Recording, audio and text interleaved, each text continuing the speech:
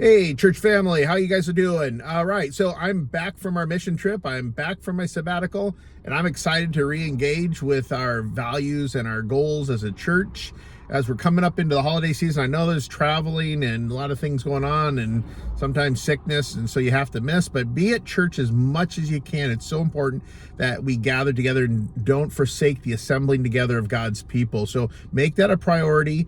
Do it for yourself, for your soul. Do it for the sake of our church, because you have things that others in the church need, as you encourage and share your gifts and get just involved in building relationships, encouraging one another, bearing one another's burdens. It's so important that we're all a part of what's going on at the church. This Sunday, we're going to be doing a special Thanksgiving service together, and I'm going to be reminding us of our church values. I know I'm coming back in the middle of a focus and series the preaching team has been doing on discipleship.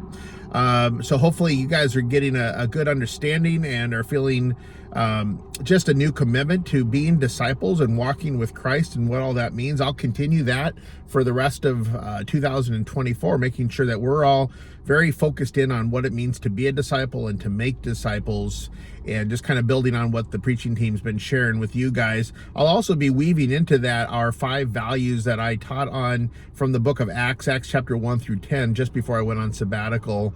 So if you missed any of those sermons, please go back onto our YouTube channel and watch those, just so you can be refreshed in understanding what is our values as a church, the 5 keys that we're focusing on as we as a church want to make disciples. We want to be disciples and make disciples, because that's what the Great Commission calls us to do.